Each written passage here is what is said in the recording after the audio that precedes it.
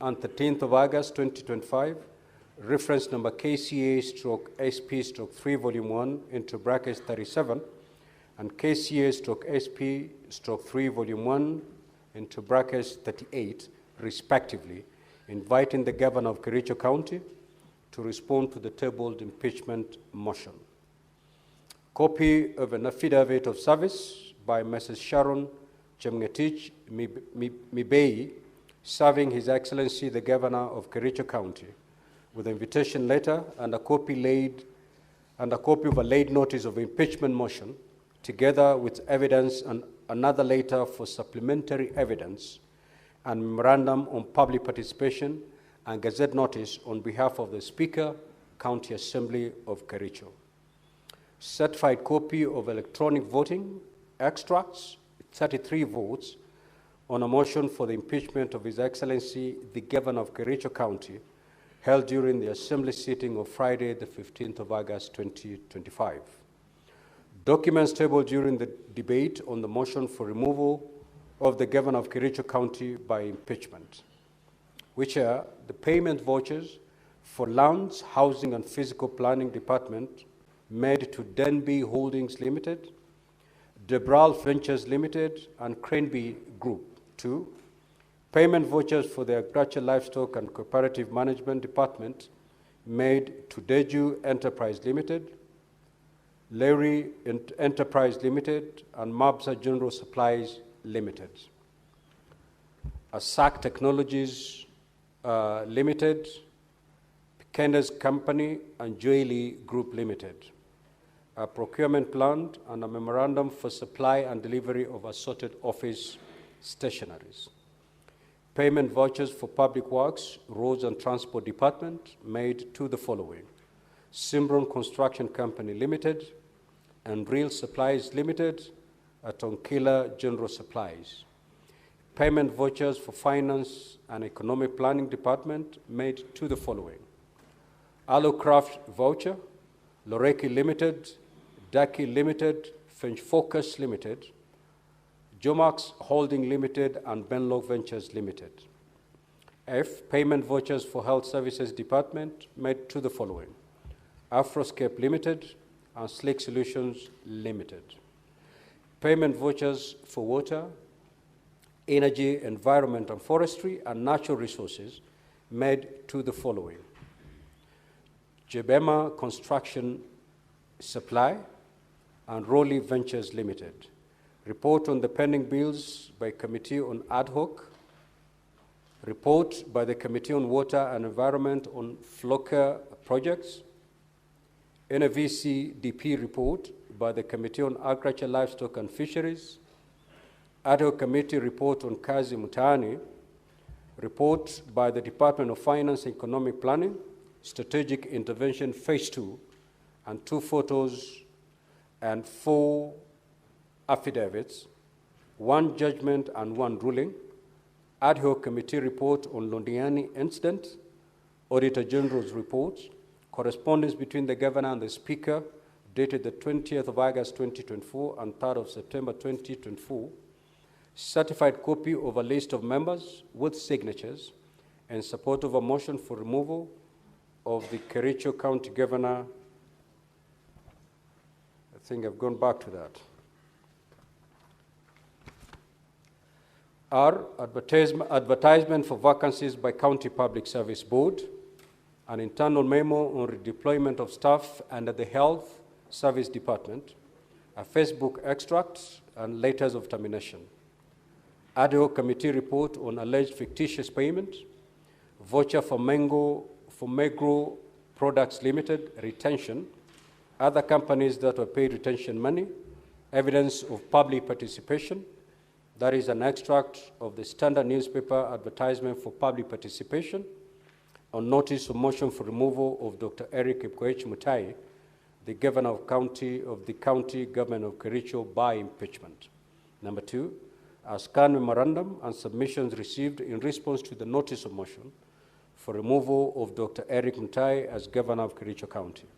Number 3, a public participation register for the collection of memorandum forms, and 4, a report of public participation. Governor's Response, and Volume 1 and 2, Kericho County Assembly Standing Orders, a flash disk containing video evidence, and 3 transcripts. Now, pursuant to Section 33(3) of the County Governments Act and Standing Order 81A, at a special sitting of the Senate held on Wednesday, the 20th of August, 2025, the charges against the Governor of Kericho County, as contained in the motion of impeachment by the County Assembly of Kericho, were read out to the assembled Senate. Honorable Senators, ladies and gentlemen, as you are aware, the mandate of the Senate in relation to proposed removal from office by impeachment of a county governor is provided under Article 181 of the Constitution, as read together with Section 33 of the County Governments Act 2012, and Standing Order 80 of the Senate Standing Orders. In particular, Article 181, Senator Mbugua, the chair must be heard in silence. In particular, Article 181 of the Constitution provides as follows. 1, a county governor may be removed from office on any of the following grounds. A, gross violation of this Constitution or any other law. B, where there are serious reasons for believing that a county governor has committed a crime under national or international law. C, abuse of office or gross misconduct. And D, physical or mental incapacity to perform the functions of office of county governor. Number 2, Parliament shall enact legislation providing for the procedure of removal of a county governor or any other grounds mentioned in Clause 1. Section 33 of the County Governments Act 2012, Standing Order 80, and the third schedule to the Senate Standing Orders provide for the procedure to be followed in the hearing and determination of the proposed removal from office by impeachment of a county governor. Specifically, Section 33(3) and Standing Order 81B of the Senate provide that the Senate may, either by resolution, appoint a special committee comprising 11 of its members to investigate the matter or investigate the matter in plenary. Now, honorable senators will recall that at a special sitting of the Senate held on Wednesday, the 20th of August, 2025, the motion for the establishment of a special committee was withdrawn pursuant to Standing Order 70 for failure to be seconded. This withdrawal paved the way for a default position, the hearing of the impeachment charges against the governor of Kericho County, to be held in plenary. Now, honorable senators, ladies and gentlemen, by way of a status update, pursuant to Rules 4A and 6 of the Rules of Procedure, when considering the proposed removal of a governor in plenary, the Senate invited the governor to appear and be represented before the Senate during the investigation. The Senate further invited the governor, if he so chooses, to appear before the Senate to file an answer to the charges with the office of the clerk of the Senate by 5 p.m. Monday, 25th of August, 2025, setting out the following. The governor's response to the particulars of the allegations. Number 3, the mode of appearance before the Senate, whether in person, by advocate, or in person and by advocate. Number 3, the names and addresses of the persons to be called as witnesses, if any, and the witness statements containing a summary of the evidence to be presented by such witnesses before the Senate.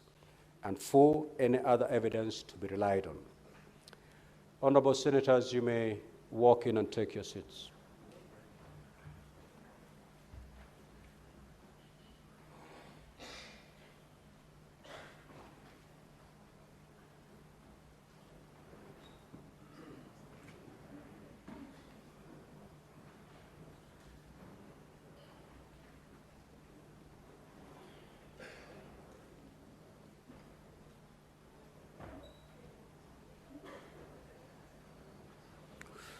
Now, honorable senators, pursuant to Rule 4B and 7 of the Rules of Procedure, when considering the proposed removal of a governor or a deputy governor in plenary, the Senate notified the Kericho County Assembly of the date for the commencement of the investigation and invited the County Assembly to designate members of the County Assembly who shall appear and be represented before the Senate during the investigation. The County Assembly was further invited, if it so chooses to appear before the Senate, to file with the Office of the Clerk of the Senate by 5 p.m. Monday, 25th of August, 2025, the following documents. Documentation 1, designating the members of the County Assembly, being not more than 3 members, if any, who shall attend and represent the Assembly in the proceedings before the Senate. Number 3, indicating the mode of appearance before the Senate, whether in person, by advocate, or in person and by advocate. 3, indicating the names and addresses of the persons to be called as witnesses, if any, and witness statements containing a summary of the evidence to be presented by such witnesses before the Senate, and specifying any other evidence to be relied on.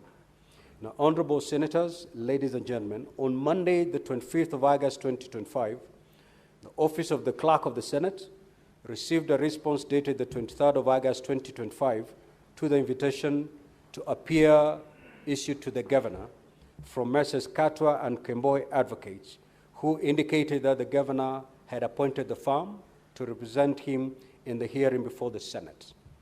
The letter also indicated that the Council represented the Governor and the list of witnesses for the Governor. Counsel for the Governor also indicated that the Governor would appear before the Senate in person and by advocate. Similarly, on Monday, the 25th of August, 2025, the Office of the Clerk of the Senate received a response, reference number H&K, /009, /017, /2025, and dated the 24th of August, 2025, to the invitation to appear issued to the County Assembly of Kericho County from Messrs. H&K Law Advocates, who indicated that the County Assembly of Kericho had appointed the firm to represent the County Assembly in the hearing, and that the County Assembly would also appear in person and by advocates. The letter also indicated the Council represent the County Assembly and the list of witnesses for the County Assembly. Now, pursuant to Rule 8 of the Rules of Procedure, when considering the proposed removal of a governor in plenary, the Clerk of the Senate furnished each party with the documentation filed by the other party in accordance with Rule 6 and 7 of the Rules of Procedure. Now, honorable senators, ladies and gentlemen, the hearing program, which has been appended in today's order paper, details the various activities in the hearing and determination of the matter and the time allocated to each activity. It will be crucial, therefore, that all the parties comply with the time allocated. The parties will be notified of the balance of time on each activity through the digital clocks mounted on the clerk's table. In summary, the program states that today, the Wednesday, 27th of August, 2025, after we have dispensed with the preliminary matters, the charges against the governor shall be read. The governor will be given an opportunity to take a plea on each charge. This will be followed by an opening statement by the County Assembly and thereafter by the governor. After the conclusion of the opening statements, the presentation of the case of the County Assembly shall commence and shall not exceed 5 hours. At the sitting scheduled for tomorrow, Thursday, the 28th of August, 2025, honorable senators will be given an opportunity to ask questions or seek clarifications from the County Assembly. Thereafter, the governor will have an opportunity to present his case before the Senate. The presentation shall also not exceed 5 hours. Honorable senators will also be given an opportunity to ask questions or seek clarifications from the governor. At the sitting scheduled for Friday, the 29th of August, 2025, the closing statements by the parties will be made for a period not exceeding 1 hour each. The Senate shall then proceed to debate prior to voting on each of the charges. At this stage, a supplementary order paper will be issued to facilitate this debate. In accordance with Article 123 of the Constitution, the County Governments Act 2012, and Standing Order 86 of the Senate, the voting by the county delegations, the voting shall be by county delegations. The governor shall cease to hold office if a majority of the county delegations in the Senate vote to uphold an impeachment charge. If, however, the vote in the Senate fails to result in the removal of the governor, pursuant to Standing Order 87, the Speaker of the Senate shall notify the Speaker of the Kericho County Assembly accordingly. Honorable Senators, ladies and gentlemen, I now invite counsel for the County Assembly of Kericho to introduce the legal team of the County Assembly and the members of the County Assembly of Kericho representing the County Assembly by stating the full name and the designation of each person. Counsel for the County Assembly, you may now take to the floor.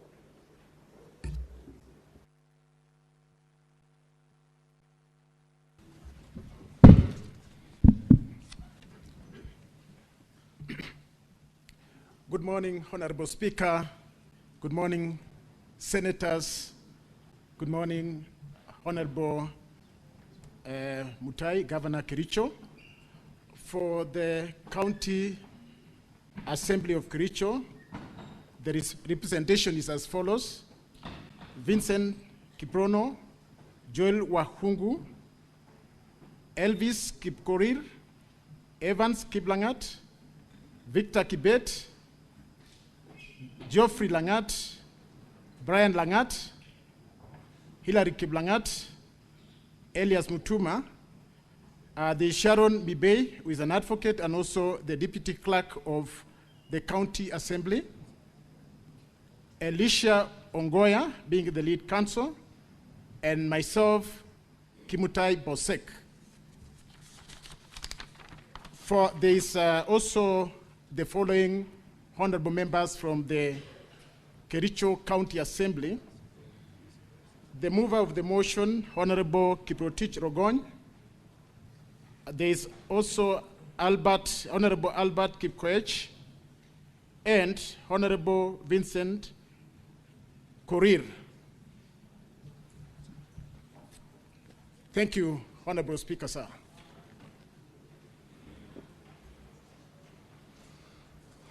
And now, similarly, I now invite counsel for the governor to introduce your legal team representing the governor.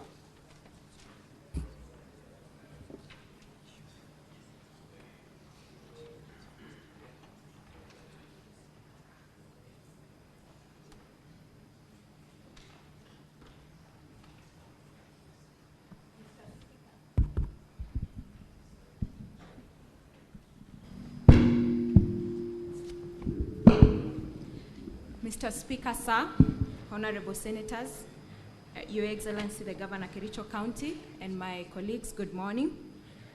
With the permission of my senior colleague, I wish to introduce to you the legal team representing the Governor Kericho County. First, I wish to confirm that the Governor Kericho County, Dr.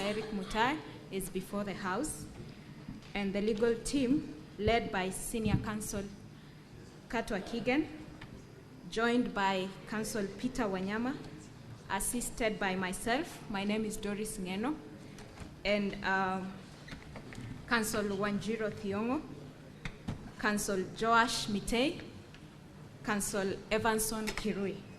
That is our legal team. Thank you for the opportunity to appear before this honorable House.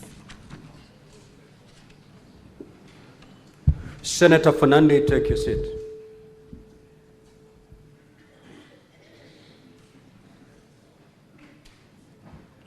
Honorable Senators, on behalf of the Senate, I now welcome the team for the County Assembly, the team of the Governor, members of the public and the media to the Senate and to these proceedings. Finally, I now invite the clerk to call the next order and thereafter to read the charges against the Honorable Eric Mutai, the Governor of Kericho County.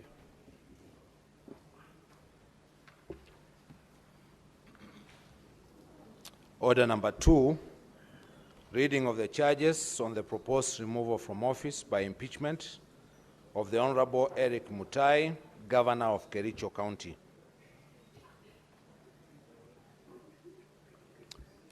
The Honorable Dr. Eric Mutai, Governor Kericho County, please take the stand.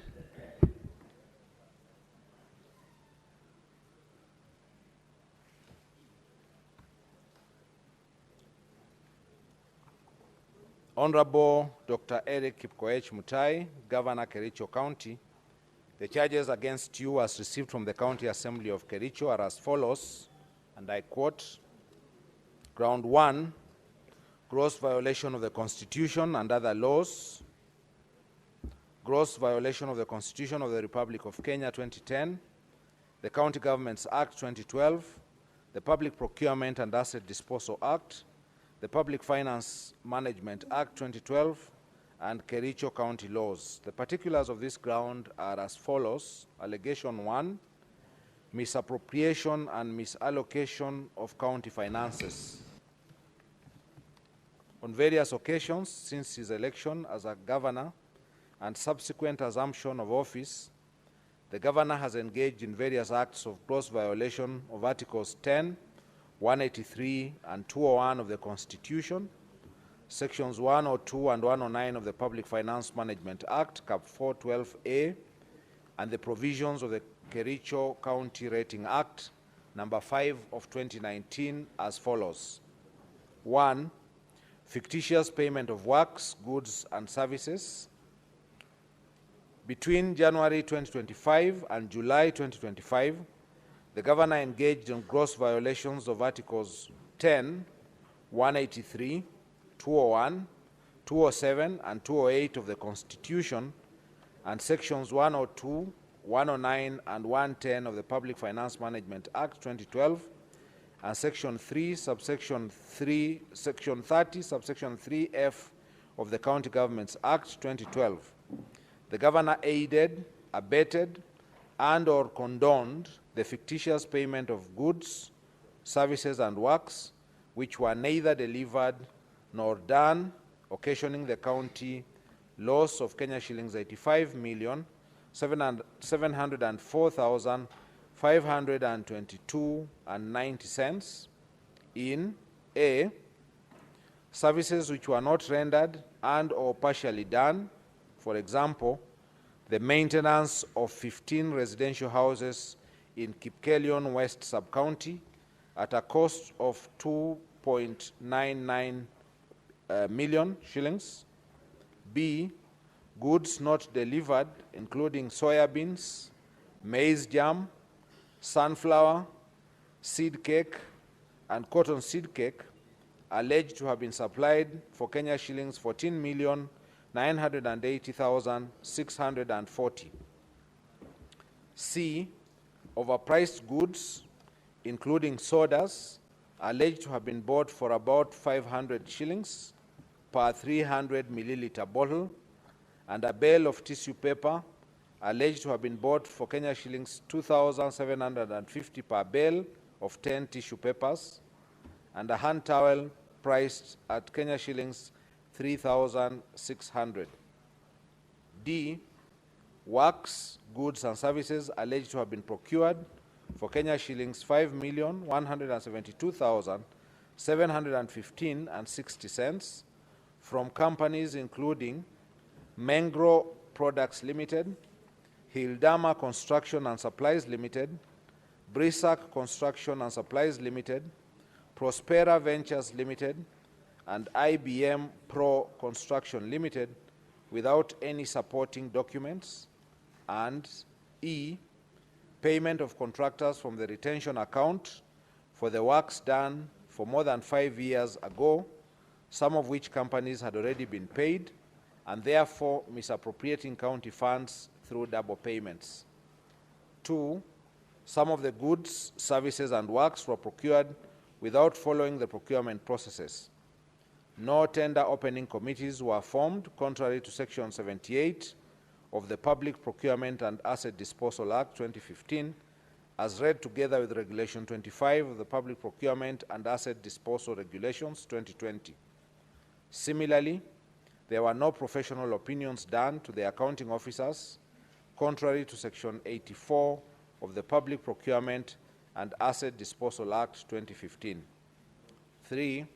There was deliberate circumvention of competitive tendering of the same goods, services, and works by splitting of contracts to suit the request for quotation method, therefore violating Section 54 of the Public Procurement and Asset Disposal Act 2015, as read together with Regulation 43 of the Public Procurement and Asset Disposal Regulations 2020.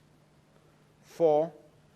Most of the goods, services, and works were procured outside the approved budget as required under Section 44, subsection 2A of the Public Procurement and Asset Disposal Act 2015.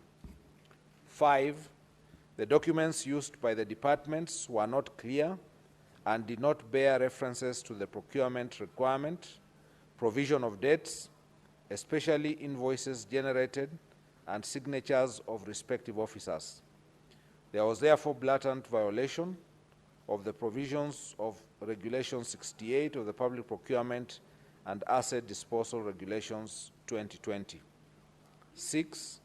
No market survey was conducted as required under Regulation 43, Sub-Regulation 4 of the Public Procurement and Asset Disposal Regulations 2020.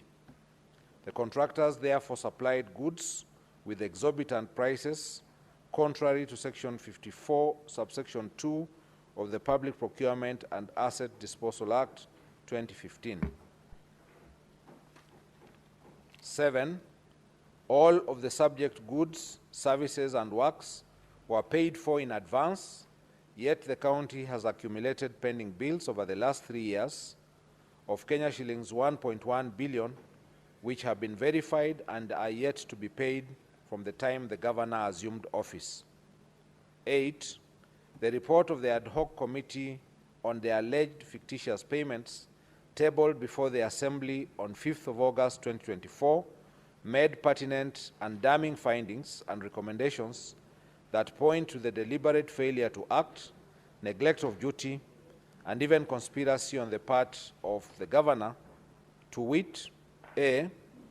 The documents shared with the ad hoc committee by the departmental heads called to testify were not accompanied by the e-team's invoice. This lends credence to the suspicion that the documents may have been prepared to cover up the theft after the whistle was blown. B. The payments were made in advance before goods, services, and works were delivered or done, and as at the date of the tabling of the report, some of those goods, services, and works remained undelivered to date. C. Documents that were used to process payments bore the signatures that could not be authenticated. Subsequently, certain officers whose signatures appear in the said documents have denounced the documents. D. The gaps highlighted in the report point to serious governance concerns and weak internal controls in Kericho County that the appointing authority, that is the governor, policy makers, accounting officers, and indeed all the officers entrusted to deliver services to the county have failed to do as required by law. E. There was an intention to defraud the county and violations of the Constitution 2010, the Public Finance Management Act 2012, the County Governments Act 2012, the Leadership and Integrity Act, the Powers and Privileges County Assemblies Act, the Public Procurement and Asset Disposal Act 2015. 9. Under Article 179 of the Constitution and Section 30, subsection 3F of the County Government Act 2012, the governor has the overall responsibility of being accountable for the management and use of county resources. 10.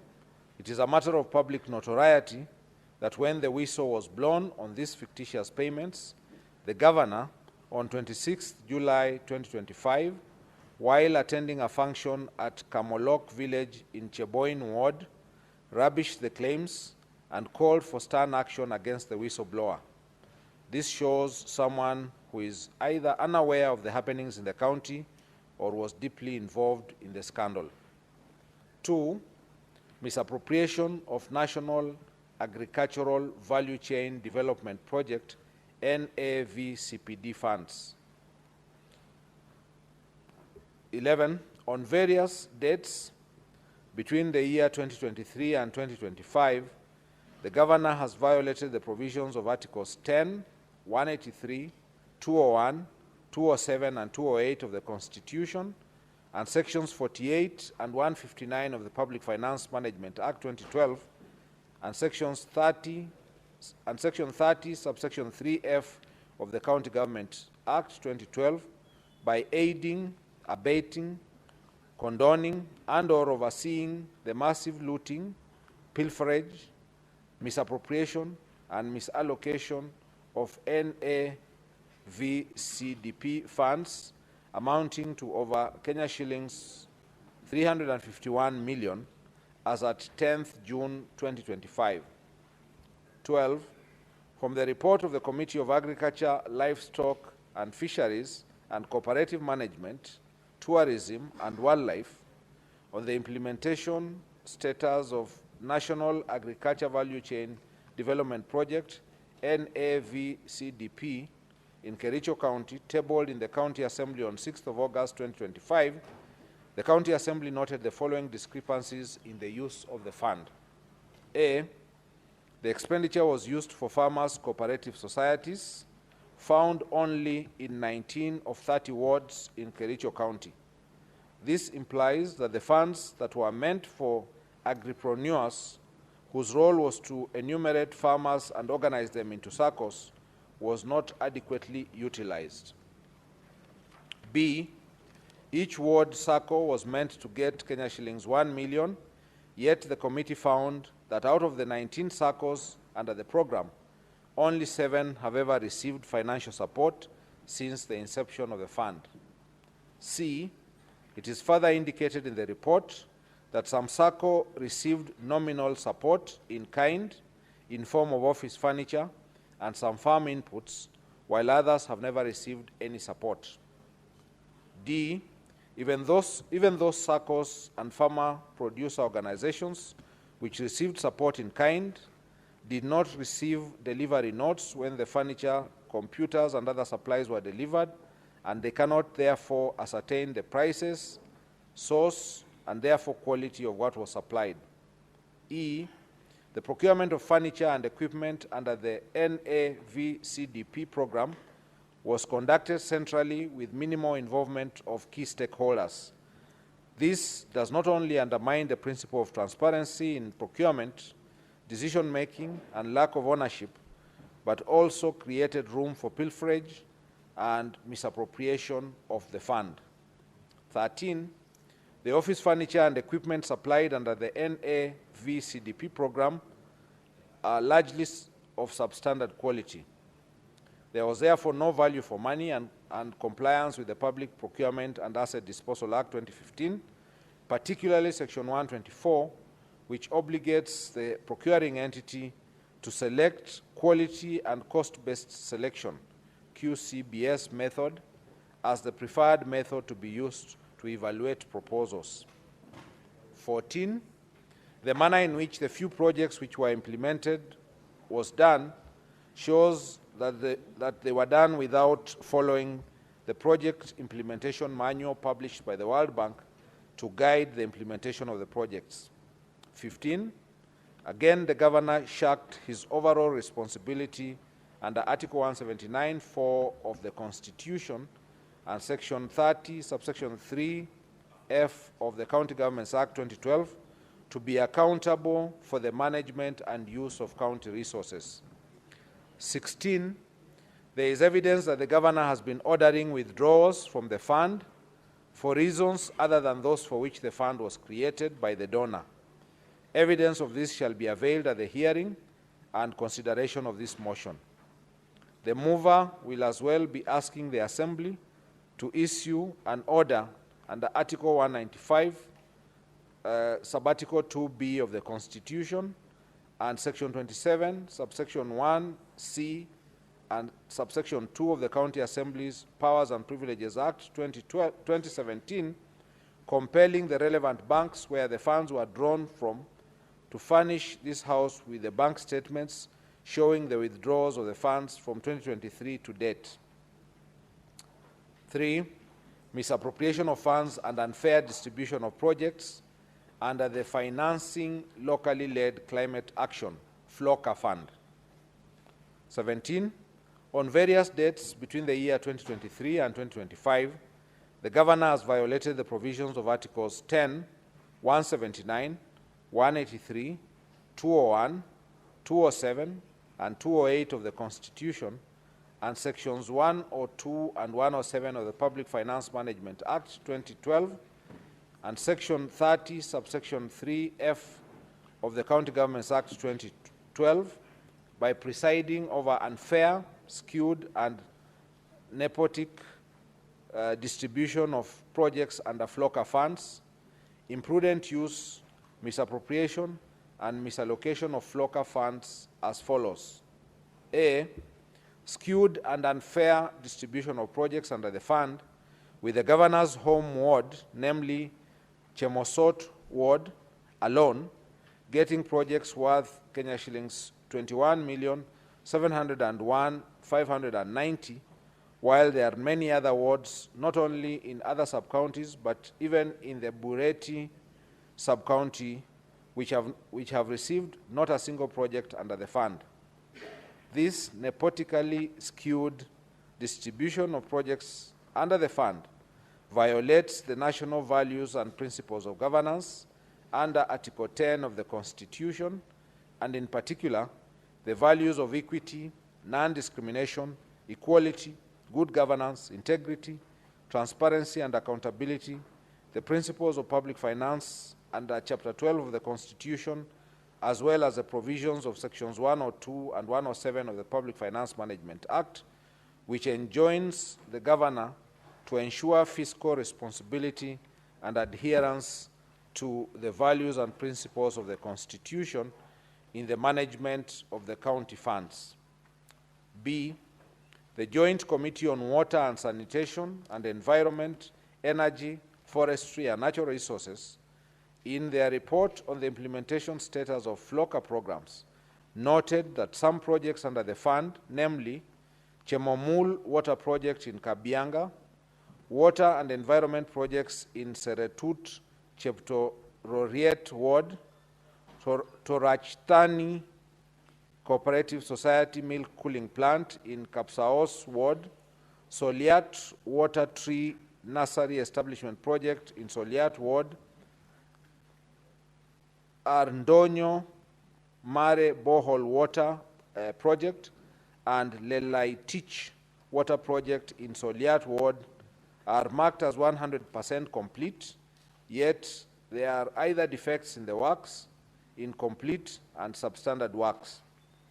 18, as a result of this unfair distribution of projects, wards like Cheplanget, Litain, Chaik, Kipchebor, Chilchila, and Kunyak did not get even a single project in all the categories under the fund, namely environment, agriculture, and water. 4, misappropriation of county funds and equalizer Kazi Mtaani initiative.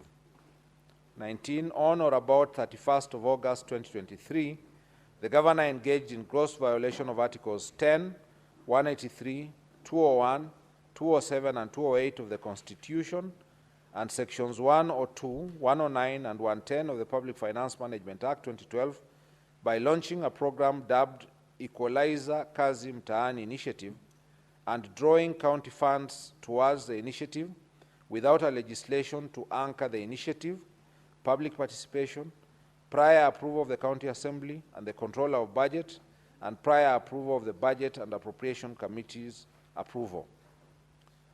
20, under the fund, a total of Kenya shillings 39 million were paid without proper tendering, local service orders, and for the services which were not delivered. 20, the County Assembly's report on the ad hoc committee on Kazi Mtaani project pointed out various violations of the Constitution and the law in the rolling out and implementation of the initiative. However, the governor deliberately disregarded the report, and it has hitherto not been implemented. 22, the deliberate failure, omission, and unwillingness to implement the report of the County Assembly on Equalizer Kazi Mtaani initiative undermines devolution, the doctrine of separation of powers, and is therefore antithetical to the values and principles of governance under Article 10 of the Constitution, the objects of devolution, and under Article 174 of the Constitution. 5, misappropriation of funds under the Strategic Intervention Projects, SIPs. 23, in various dates during the financial year 24-25, the governor engaged in gross violation of Articles 10, 183, 201, 207, and 208 of the Constitution, and Sections 102, 109, and 110 of the Public Finance Management Act 2012 by overseeing misappropriation of various projects under the Strategic Intervention Projects CIP Fund.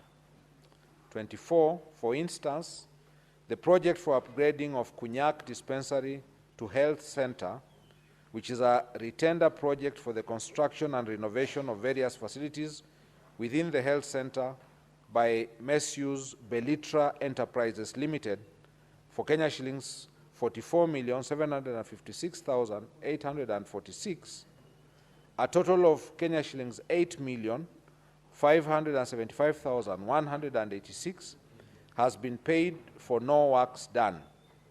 Indeed, when the County Assembly's Committee on Implementation visited the site, they found that the contractor had only supplied materials, contrary to the Finance Department's report to the Assembly that kitchen and staff house was at walling stage, while the MCH is at slab level. 6, other violations of the Constitution and the law. 25, the present and former Chief Executive Committee members and chief officers have variously reported coercion by the governor to make financial allocations for the governor's own use from the funds allocated to their respective departments, and which funds they were required to remit through the governor's personal assistants.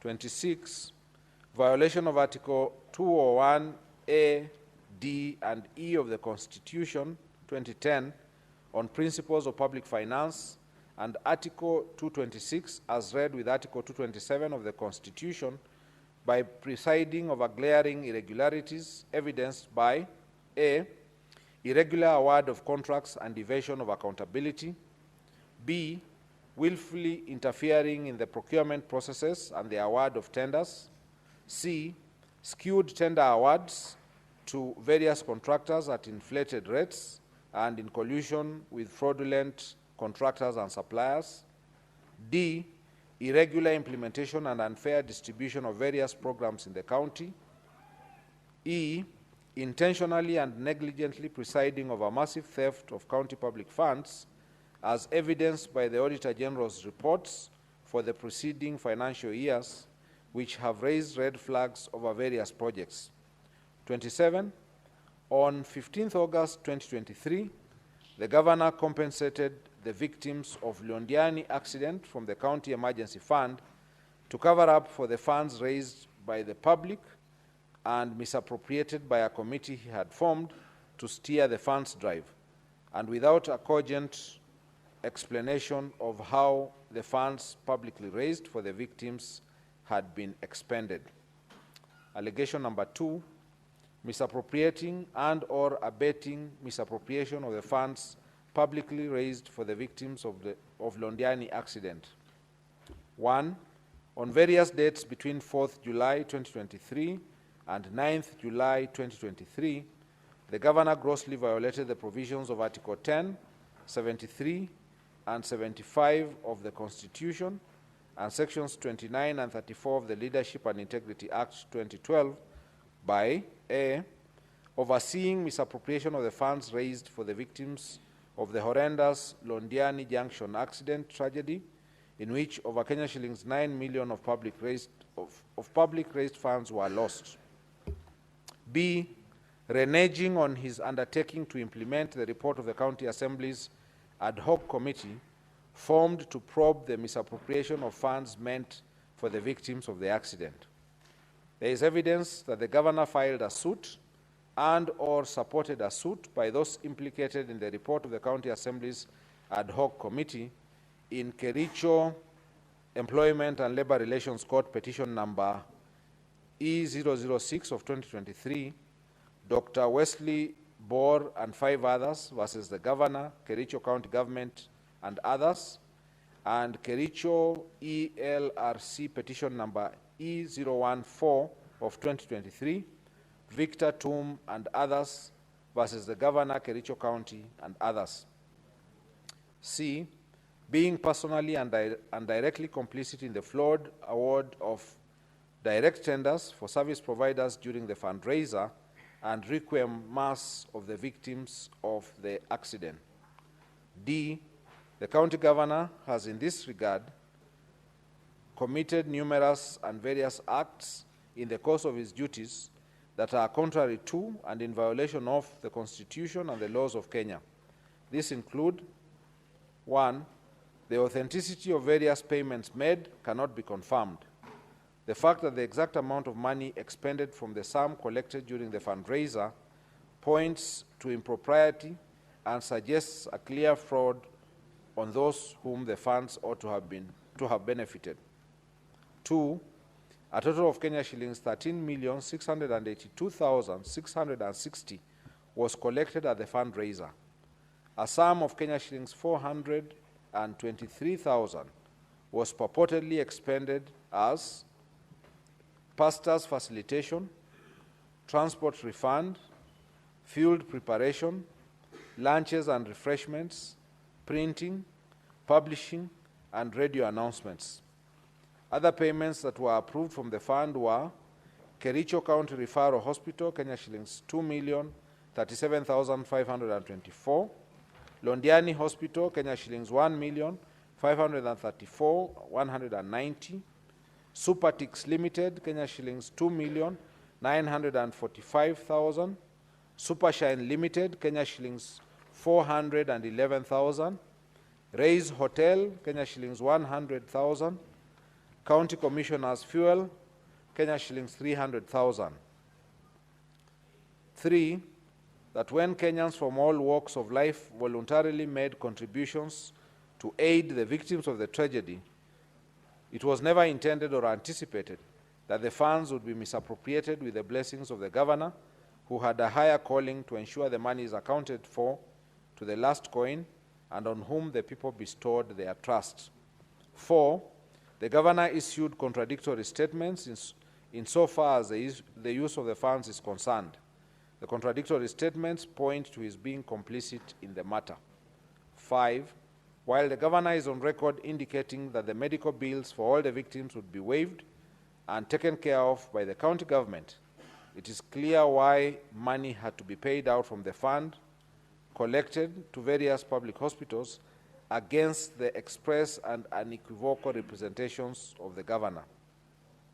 E, by his acts of omission and commission, the governor has grossly violated the provisions of Article 75 of the Constitution, which demands that a state officer shall, whether in private or in public, behave in a manner that avoids conflict of interest between personal interests and public or official interests, or compromises public interest in favor of personal interest.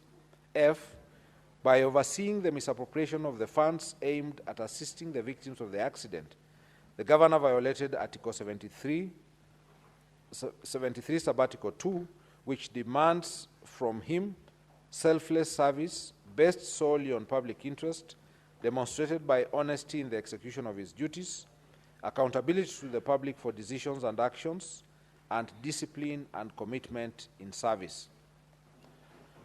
G, by allowing himself to be a master of doublespeak in such a grave matter that shook the conscience of the nation, the governor violated Article 73, Subarticle A, Roman 2 and 3 of the Constitution, which demand that he at all times demonstrates respect to the people and brings honor and dignity to the office he holds.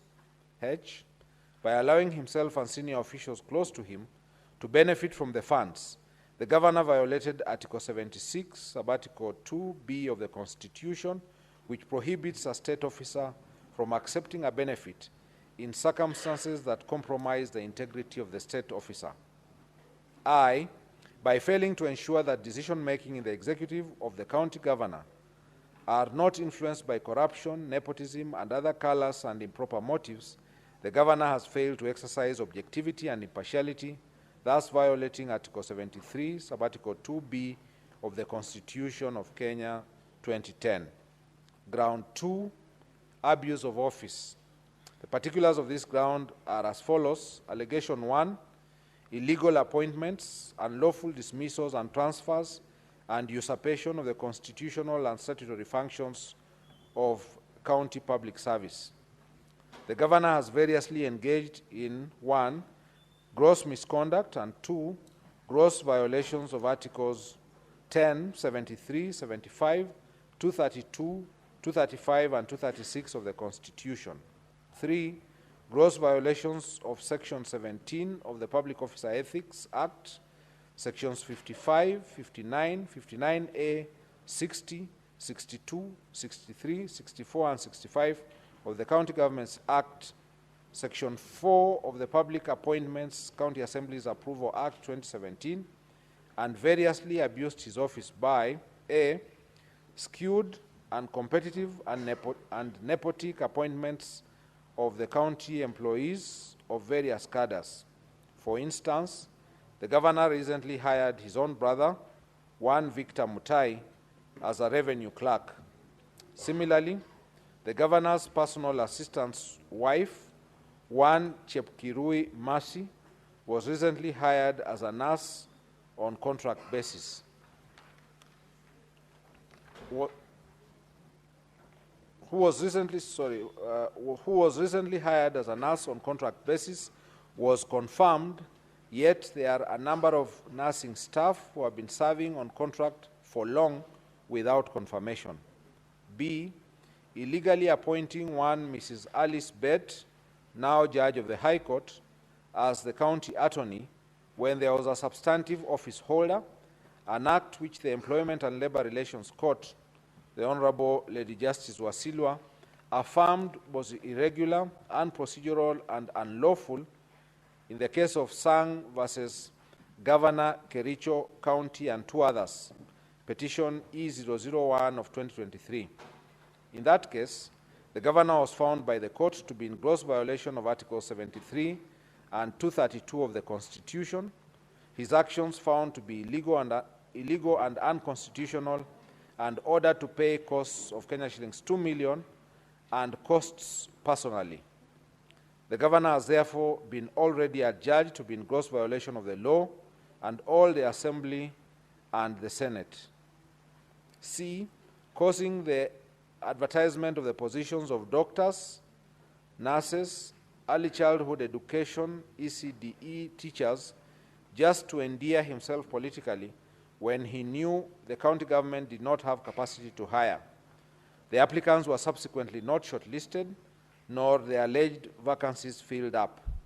D, illegally deploying health staff via the notice dated 22nd of July 2024 without any justification, authority, and involvement of County Service Board, thus creating a crisis in the health sector. E, since his assumption of office, the governor has dismissed a total of 10 County Executive Committee CEC members, 6 chief officers, 2 chiefs of staff, among other senior staff, without any cause or reason, thus exposing the county to protracted litigation and the risk of huge compensation in damages. The governor has perpetuated this firing spree, not for any reason, but as a show of might, power, and authority, and that is where the abuse lies. Allegation 2, subversion, discrediting, and impeding of the oversight role of the County Assembly. On 3rd September 2024, the governor engaged in 1, gross misconduct, and 2, grossly violated the provisions of Articles 10, 73, 75, 174, and 185(3) of the Constitution, and abused his office by writing to the Speaker, purporting to direct the Speaker on, among other things, the timelines the Speaker should give the chief officers who are summoned by the Assembly for questioning in exercise of the Assembly's oversight mandate. Ground 3, gross misconduct. The particulars of this ground are as follows. Allegation 1, bullying, incitement, vilification of people and county staff. On various occasions, the governor has repeatedly engaged in 1, gross misconduct, and 2, gross violation of the provisions of Articles 10, 73, and 75 of the Constitution, and Sections 29 and 34 of the Leadership and Integrity Act by A, the governor has been operating with impunity as though he is above the law. On the second day of being sworn into office, the governor led a mob to invade a private land owned by one Mr. Josiah Kiplangat Kogo within Kericho town and tore down the fence.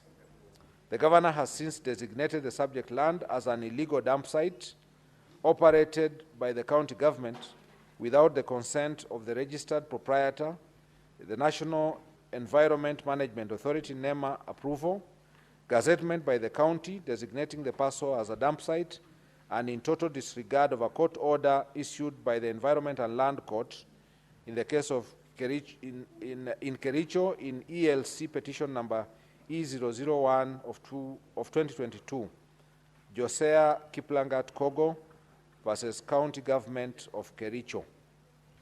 The governor has also obstructed the enforcement of the orders by the police administration.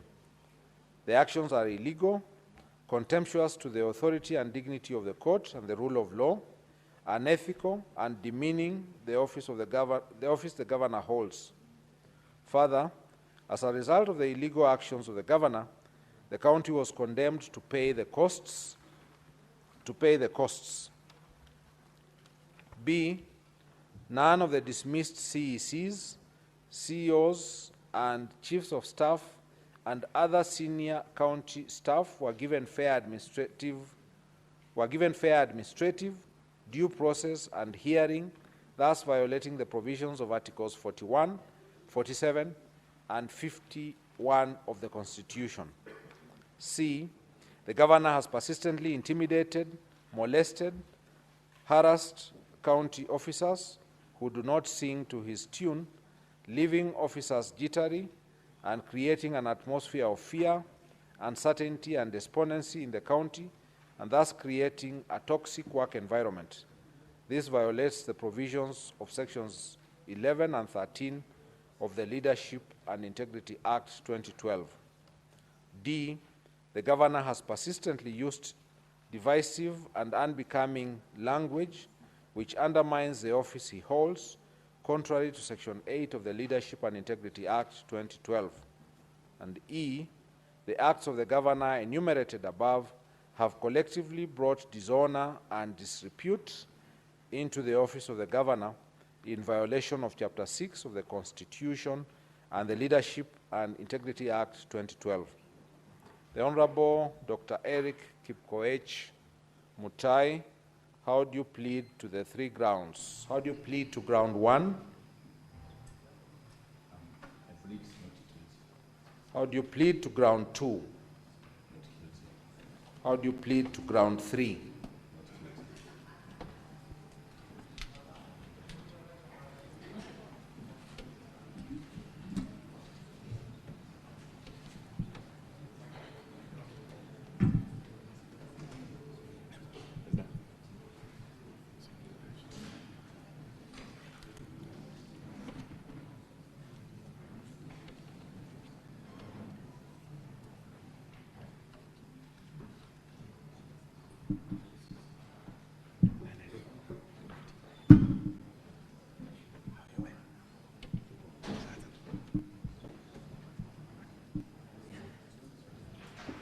Governor, you may be seated. Thank you, Mr. Speaker, sir.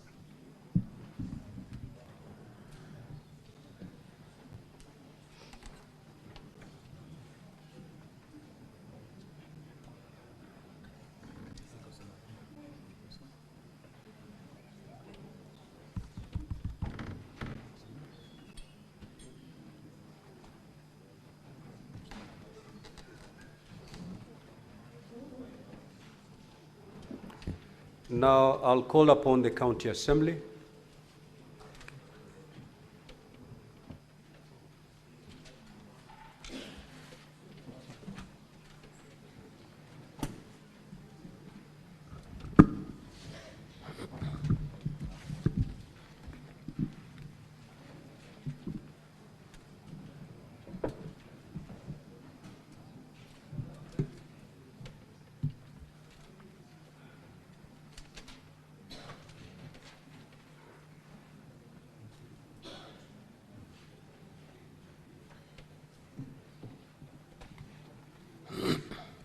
So the County Assembly, you have 30 minutes to make your opening statement. Thereafter, it will be followed by the Governor's opening statement. It will also take 30 minutes. Sorry, Mr. Speaker. Thank you so much, Mr. Speaker. Before we make the opening statement, there are certain preliminary matters that the County Assembly wished to raise. So with your permission, Mr. Speaker, I wish to be given the opportunity to raise them first. You may proceed. Thank you so much. Mr. Speaker, allow me to begin by raising the fairly simple and straightforward preliminary issue. By letter dated 24th August 2025, by the firm of HK Advocates on behalf of the County Assembly. Sorry, the record may not have captured my name. My name is Elisha Ongoya for the County Assembly of Kericho. And I think for members of the Senate on light note, Mr. Speaker, who may wonder whether Mr. Mutuma and I are actually on this side, we may say that the Kabrang rule has placed us this side today. Mr. Speaker knows that better than I do. By letter dated 24th August 2025, H&K Law Advocates, acting for the County Assembly of Kericho, requested the clerk of this house to make special arrangements for one witness who suffers a physical disability in the nature of mobility impairment when that time comes. So that we don't struggle at the last minute, I would wish that Mr. Speaker directs that those arrangements be made as and when that witness is required to be put on the stand. Yeah, those arrangements are going to be made. Thank you so much. The second preliminary issue is also relating to another letter dated 24th August 2025 and addressed the clerk of this house. Just for context, you'll notice that among the filings made by the governor in his defense was a notice of preliminary objection, which was brought to the attention of the County Assembly when the documents were being exchanged at the clerk's designated area. In the circumstances, the County Assembly wrote to this house informing it that it will be seeking the leave of this house to file a response to the notice of preliminary objection. I think, Council, that PO hasn't been raised yet. It's on record, but it's yet to be raised. Thank you. So you'll be given an opportunity to make that application once that PO has actually been raised. Thank you. Having said that, Mr. Speaker, the final is a set of documents that we also wish to be permitted to be circulated to the senators. I'll just lay a brief context for this. There are documents which, Mr. Speaker, when you are informing the senators, you drew their attention to the documents that the County Assembly brought to this house accompanying the resolution of the County Assembly. Some of those documents, unfortunately, when we are now preparing the volumes for circulation, because of the number of volumes involved, were omitted among the documents that were delivered, and other documents were also referred to the various witness affidavits, and those documents were also omitted when we were producing the volumes because of the sheer number of volumes that were being produced. If you give me permission, Mr. Speaker, I can then draw your attention to the specific documents so that then you can consider whether or not to allow them. You may proceed. Thank you. Mr. Speaker, you'll remember you read among the documents that the County Assembly presented to this Senate as payment vouchers for the Department of Agriculture. You also read payment vouchers for the Department of Lands and Physical Planning. Those documents, although accompanying the motion and duly presented to the Office of Speaker, were not reproduced in the volumes that have been given to the honorable senators, we beseech you to grant us leave to have those documents circulated among the senators. We also have documents that are mentioned in the various witness affidavits, but which unfortunately were not reproduced when the volumes were being made. By name, we have a staff redeployment memo dated 10th January 2025, an internal memo of the county government of Kericho. We have certain printouts of M-Pesa statements that are referred to in the affidavit of Eric Koech. We have the letter dated 21st August 2025 with regard to the report of the ad hoc committee on kazi mtaani, which, Mr. Speaker, you have alluded to. It is referred to in the affidavit of the motion mover. We have certain RTGS payment extracts, that are referred to in the affidavit of Albert Koech. We have the termination letter of Enoch Koech that is referred to in the affidavit of Eric Koech. We have an invitation for a meeting with the Joint County Assembly Committee on Water and Sanitation and Environment and Forestry and Natural Resources and Minutes. The committee report of that committee, my apologies, the report of that committee is before this House, but only the invitation letter that was omitted in the course of the photocopying.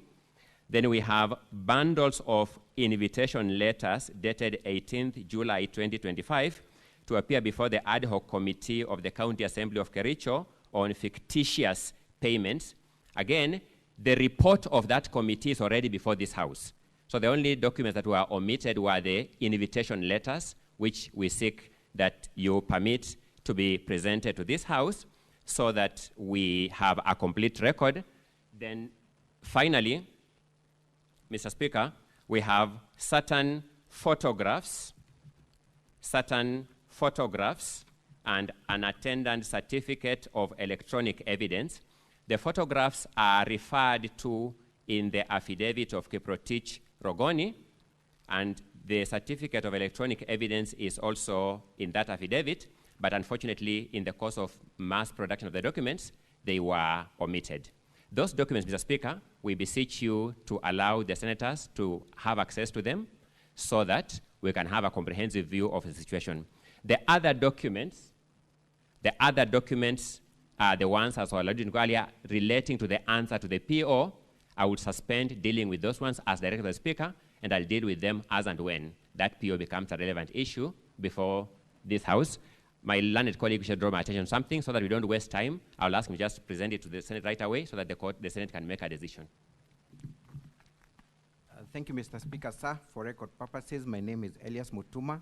I just wanted to confirm that the documents that my learned senior has alluded to have already been supplied to Council for the Governor through email yesterday, and physical copies were delivered this morning. Thank you. Council for the Governor, do you have any objections to that request?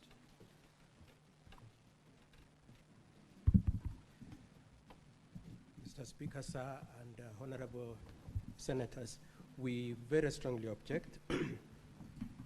We very strongly object. It is true that we were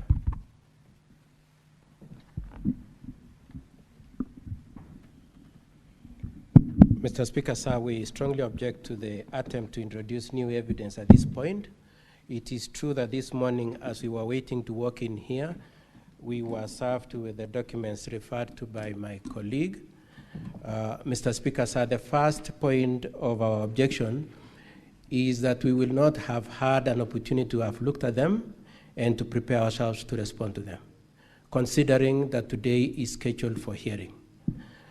The second objection, Mr. Speaker, sir, is that you already gave a timetable within which the filings were to be done, and we all struggled to file within that time, including ourselves, who had also equally voluminous documents.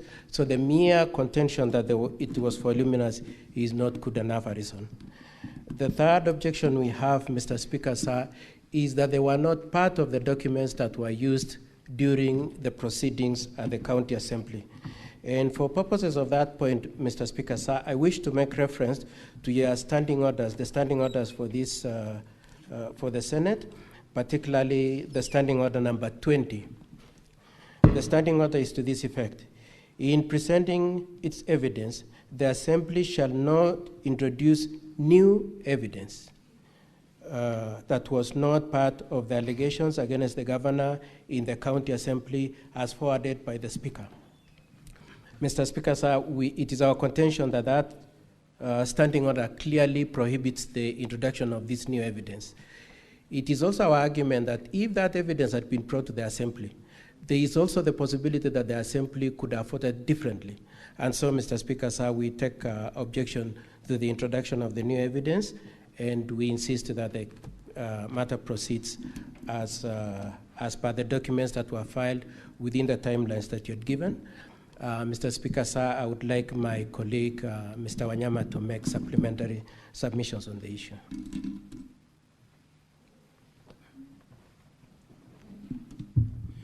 Mr. Speaker, sir, the Honorable Senators, just an additional remark. If you look at paragraph 16 of the motion and the entire motion, there is certainly evidence which the mover of the motion wanted to adduce before the County Assembly. At paragraph 16 of the motion, the mover of the motion specifically said on the floor that that evidence will be sought after asking the House to issue summons. And throughout the motion, you will see that then there is no evidence. An allegation has been made and no attaching evidence has been adduced. So that was the evidence which was submitted before the County Assembly and a decision made on them. So in accordance with your rules, and we strongly object to this, the County Assembly cannot introduce new evidence, even if it was mentioned in the pleadings before the County Assembly. It cannot introduce that new evidence before this House at this stage for only one reason. It's extremely prejudicial to the governor. And secondly, the governor has not had opportunity to prepare on this evidence. But more importantly, this evidence requires comment from the governor. And therefore, the right to fair hearing will be severely breached if this evidence, which the County Assembly is now doing a patchwork, is introduced at this stage. And lastly, it will contravene your express, clear, and unequivocal rules that no new evidence shall be introduced on the Senate if they are not part of the evidence submitted against the governor in the County Assembly. Thank you.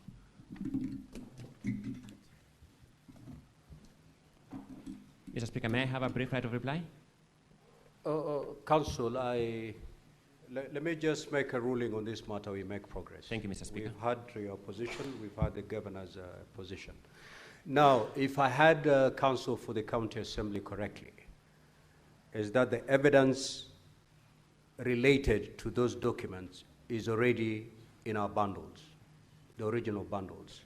These documents were omitted by mistake during the compiling of those bundles. They do not introduce any new evidence as is being submitted by the counsel for the governor. And therefore, pursuant to Rule 30 of the Rules of Procedure, I will allow those documents to be admitted. Counsel for the governor, you may take to the stand and make your opening statements. Mr. Speaker, sir, we had indicated that we are raising a preliminary objection. Although, allow me to make the observation, Mr. Speaker, sir, that much as you have made your ruling based on the premises that they were excluded, though they were part of the evidence, they were not part of the evidence, Mr. Speaker, sir. These are new documents that have never been part of this case.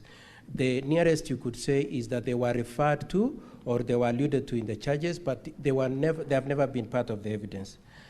Mr. Speaker, sir, we filed a notice of intention to raise a preliminary objection, and The same was part of the filings we did within the timeline you gave us. The nature of our preliminary objection, Mr. Speaker, sir, is to contend that there was no voting that took place, and therefore it implicates the requirement, number one, that voting must have been done at the assembly, and number two, that a 2/3 threshold should have been achieved.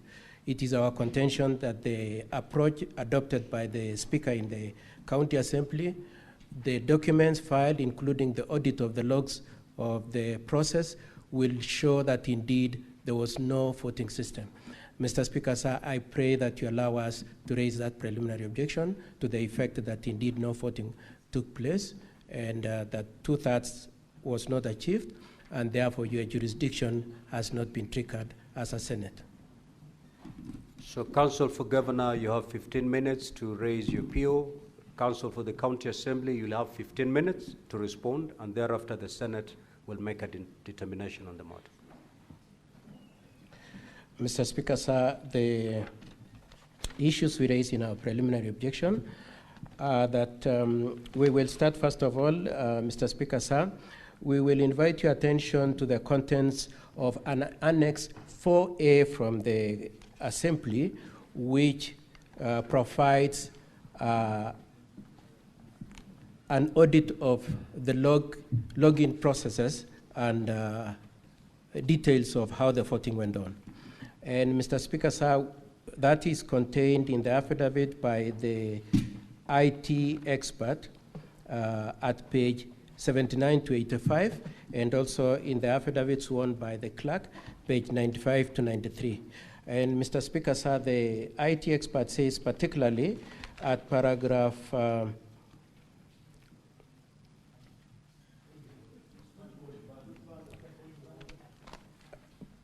it is volume 2. What is your issue, Senator for Nairobi?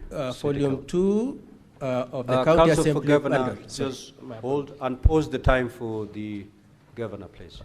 Yes, Senator Sifuna. No, Speaker, we've been through this process many times, and these are experienced lawyers. Part of the thing they should do before they start is to introduce to the Senate their documents. You can't just refer to documents, and we have volumes upon volumes here.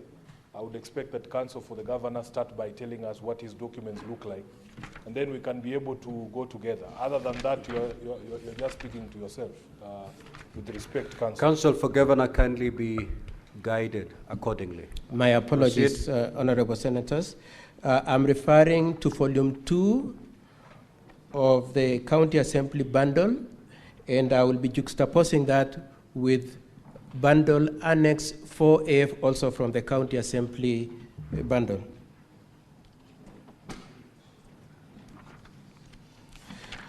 Mr. Speaker, sir, our preliminary objection, the first point I wish to address is what has been referred to by the IT expert, and that testimony, his affidavit is at page 79 to page 89. And at particularly page 81, paragraph 10, 11, and 12, he indicates that they have been using certain software for purposes of payments, budgeting, meetings, and so on and so forth. Then he says in October 2024, an enactment was made of Standing Order number 77, and attendant to the enactment of that section, they then developed a system for voting by upgrading what they already had for purposes of implementation of that standing order.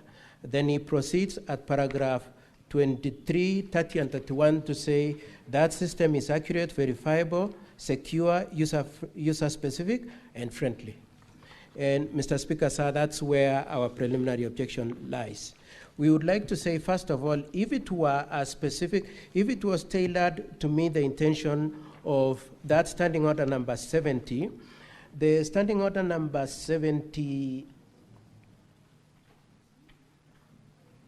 standing order number 77A requires that in the event an MCA chooses not to vote, then he must be deemed to have abstained. Mr. Speaker, sir, when we look at volume 1 of the governor's bundle at page 98 to 101, if we could look at that. The governor's bundle, page 98 to 101 to 106. It is the bundle is pink in color. It will be noted that if indeed it was tailored to meet the intentions of Standing Order number 77, then it should also have complied with the detail of 77.8, which says that any MCA who has not voted should be reflected as having abstained. You will notice at page 98 that the votes reflected in that report says 33 voted and there was 0 abstain. However, when you juxtapose that, if we could go again to the volume 2 of the Assembly's bundle, you will find an affidavit by the clerk of the county assembly at page 90 to 93, and particularly at page 90, at paragraph 17 at page 93, the clerk is very specific that there were 47 MCAs in the assembly on that date. Now, our case is that the 18 MCAs did not vote at all, and we have produced those affidavits.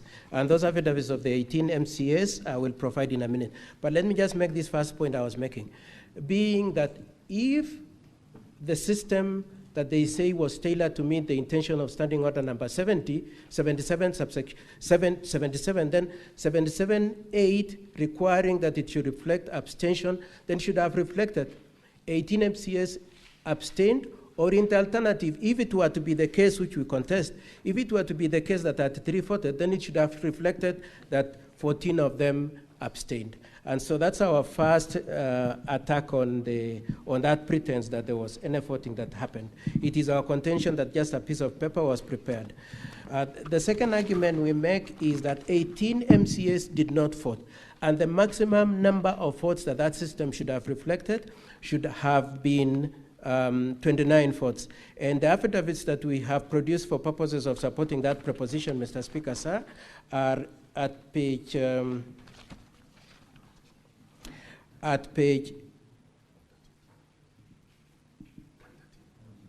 117 to 120 of the governor's bundle.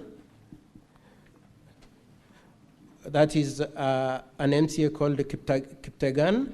Then there is an MCA called Kibet Bozuben at page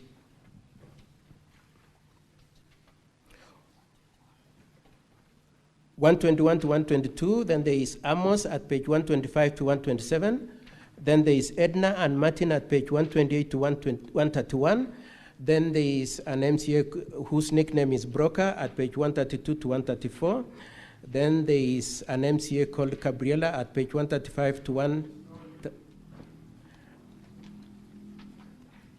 I was just struggling with the 15 minutes I was given, honorable senators.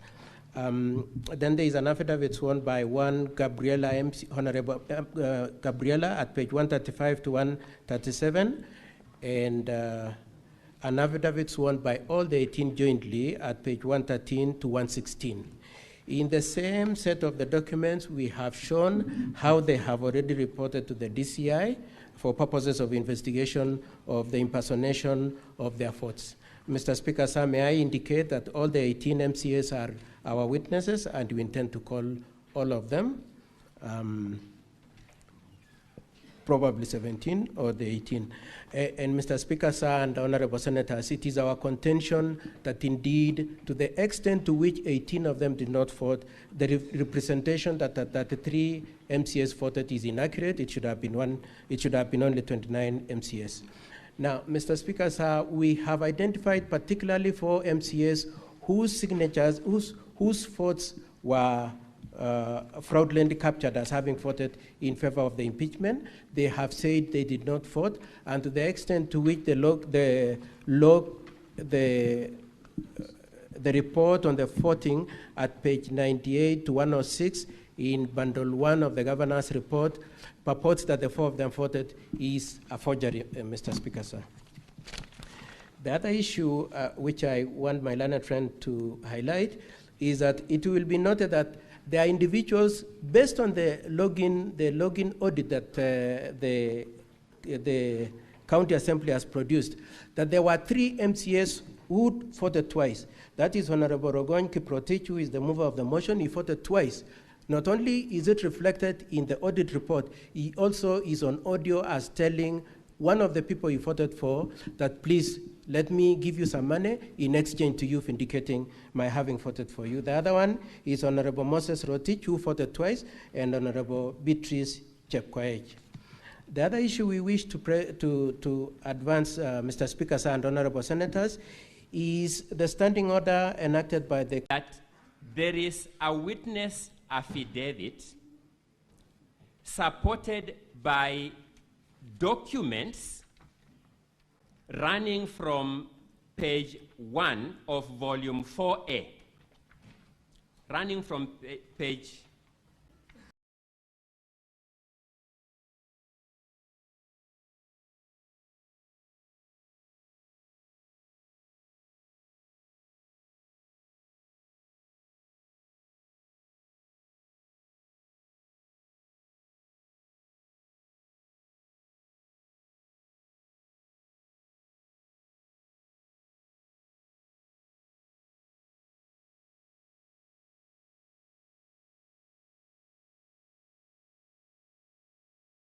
advanced and could not vote. Pages 1 to page 3 of that volume 4A is evidence of Kericho County Assembly buying for these MCAs laptops to technologically enable them way back in September 2024. Way back in September 2024, and therefore the Assembly has done its part. What is the correct approach to this objection, Mr. Speaker? I suggest that, Mr. Speaker, the matters raised in this objection be subsumed in the trial.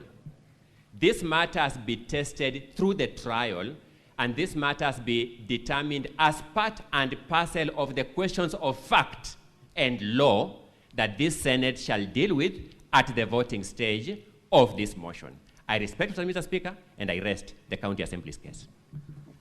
Counsel for the Governor. Now, Honorable Senators, pursuant to Standing Order 34-2A, I will allow not more than 15 minutes from 1 p.m.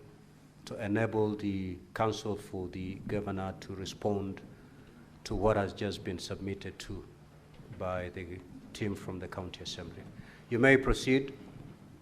You have not more than 15 minutes because the House rise at exactly 1:15. You need not take the entire 15 minutes. You may proceed. Mr. Speaker, sir, the first point we wish to observe is that in response to our preliminary objection, one of the issues we raised in our objection is that the entry credentials, being the use of an ID number as a password and use of payroll number as username, has not been contested. And the emphasis in it is that those two particulars are publicly available. Anybody who works with the county can easily access the ID number and the payroll number, and therefore it should have been possible. Indeed, it happened that other people intercepted the system. And these buttresses the arguments made by my learned friend, Mr. Wanyama. When he pointed out somebody called Peter and others who logged in, including the admin who in the audit report is indicated as having entered, whilst it is the clerk who is said to be the admin of the system. The second argument, Mr. Speaker, sir, I know my learned friend for the County Assembly has tried to belittle the point we are making about the issue of the button and pressing. And Mr. Speaker, sir, and honorable senators, if it was intended that you can use electronic means and not necessarily a device that is secure, then even the Senate would have otherwise had to use a different system. It would have, in place of requiring, first of all, you will recall that the enactment of that Standing Order number 77 was made in October 2024. It is hardly a year ago. And so if the Kericho County intended to be very electronically advanced, then they should have, in place of using the word button, said we will use a link to vote.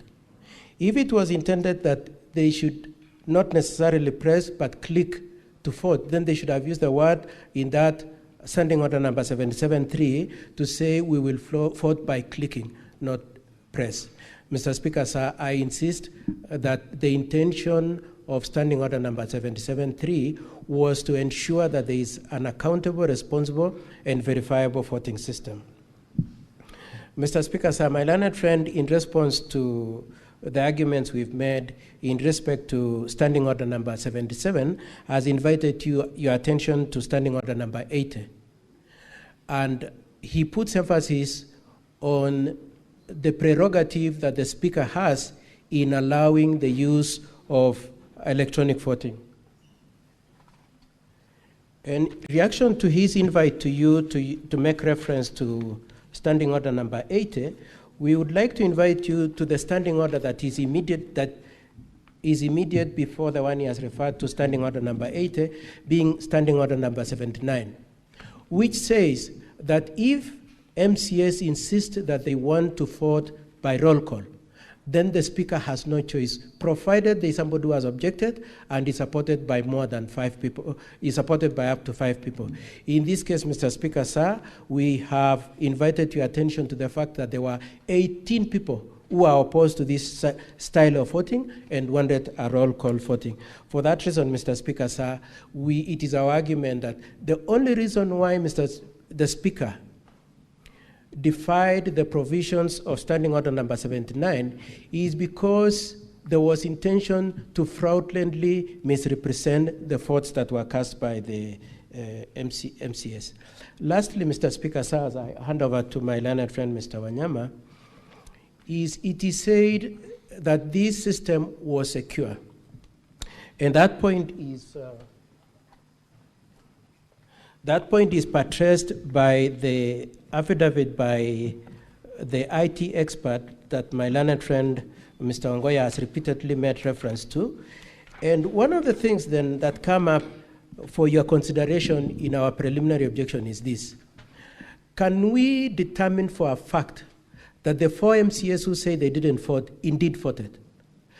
And honorable senators and Mr. Speaker, sir, it is my submission that the only way we can determine that is to determine whether the link was sent to that respective MCA and that MCA specifically voted using his number that the link was sent to.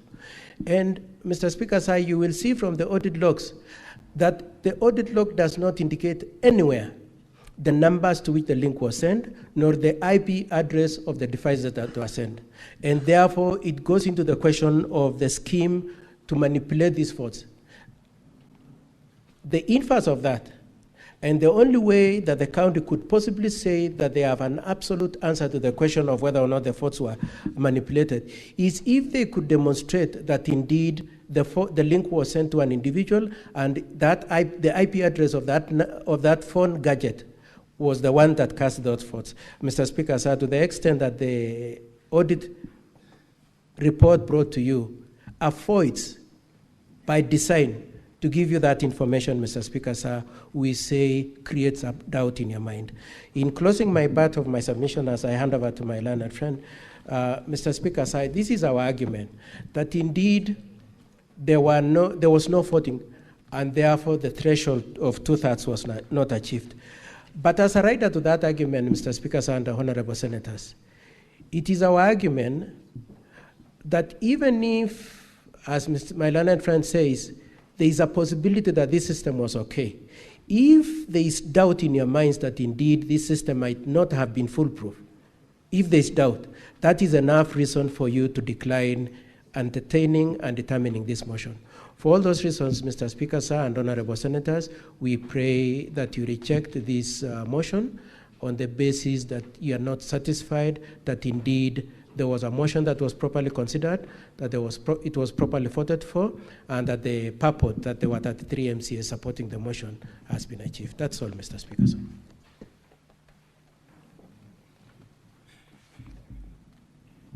Yeah, Mr. Speaker, sir, I will stick to the time.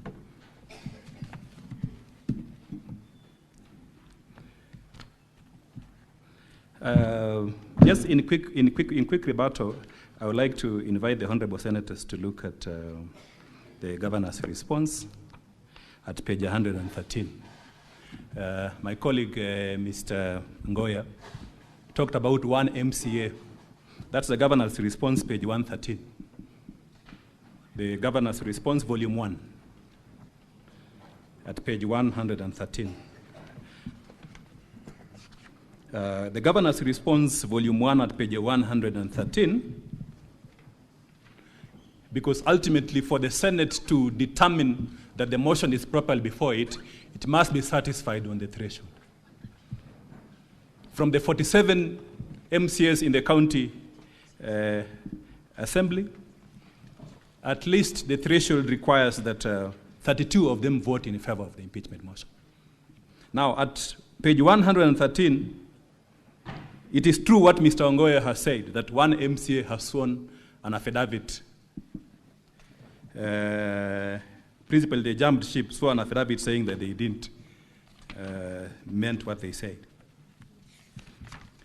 But there are 17 other MCAs who have evidence in support of the PO at page 113. 17 MCAs. Ultimately, this is a process that follows the law. The Constitution is the Senate is a house of record, house that follows the Constitution, follows the law, understanding and looks and listens to the evidence. So what is the evidence that I'm showing you here? At page 115 is the evidence of 17 MCAs who have said they never supported the motion. So what does it mean? Do we have contrary evidence to rebut the cogent allegations by these 17 MCAs? If you do a quick calculation, minus 47, minus the 17 from 47, how many numbers do we have? We have 30. Does 30 meet the threshold in section 33, 2 of the County Government Act? The answer is definitely not. Do we need to wait for this question to be subjected to trial the way Mr. Ongoya has invited? The answer is no. The evidence is before the Senate to determine the issue. What about the logs? We are relying on the logs given to us by the county assembly. They are the ones with access to the system. They printed it out and submitted to the Senate. We are simply relying on it, and we have pointed out more than 10 mistakes on the logs. Why can't they just do impeachment on the right thing? Why are they hiding in technology, trying to manipulate the votes for purposes of achieving an objective which the Constitution requires a very high threshold? Just to finish, Mr. Speaker, sir, we have also audio evidence, KB1, which we request that when you retire, you can have opportunity to look at it. That is KB1. It just fortifies you. It fortifies this fundamental point that we have a problem on this matter that is before the Senate at the threshold question.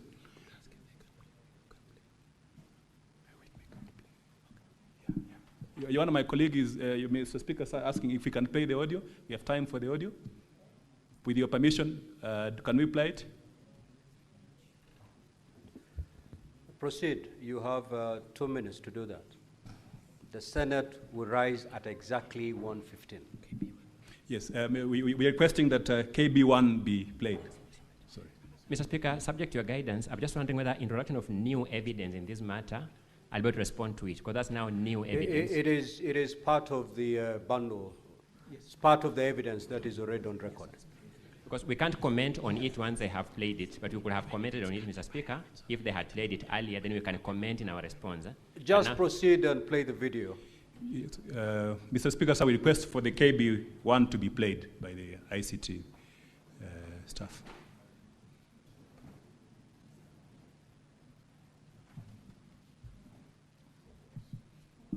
Okay. We urge more counties to do their own ERP system just the way Kiambu is doing. It is something that has made the county work efficiently in terms of their elections.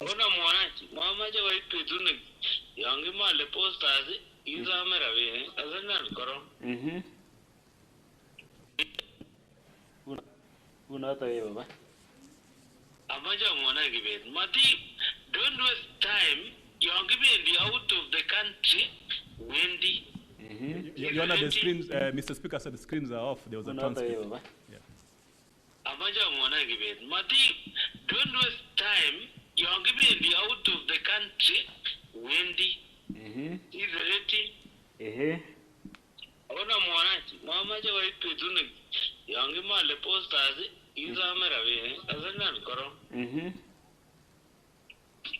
Kifutani enyina bread sign and affidavit ko rone agi bet in fact oda muja dengone 200,000 agi we kabisa oja wakso imaje ana iwendi jawa agi mutahi that agi birwa go Dubai bari ki wolo ofore na mugimo Dubai muti we mache gani ma muje cha ami resab kabisa imiak lo kyukwe Machengero yawe na ma John policy kaza ngibe na mora oya jabruz kura otiana go biru wangure I'm using it because of you pada ura anda nyone yeah are go e chenga banas yeah Kama arurun. Yeah, thank you, bro. Kama lini? You are defending a governor, the give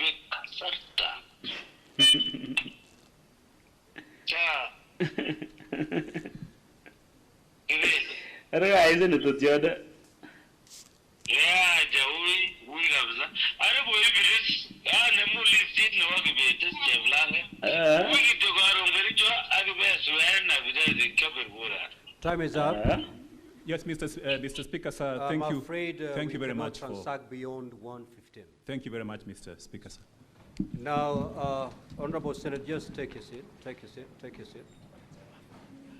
I will deliver my ruling at exactly 2:30 today on the matters that have been raised.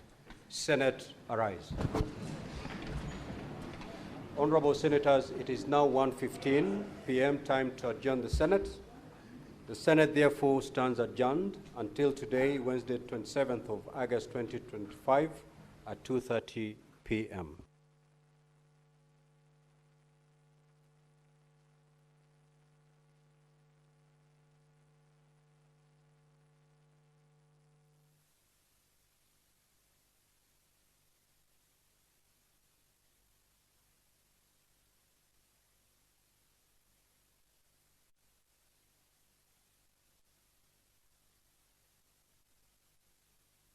Advocate can access the system and vote.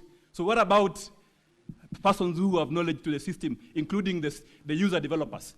They say this system was developed by the IT department internally. And remember, it was being used for the first time by the county assembly on a very serious matter, which has heavy constitutional implication. That is the impeachment of a governor.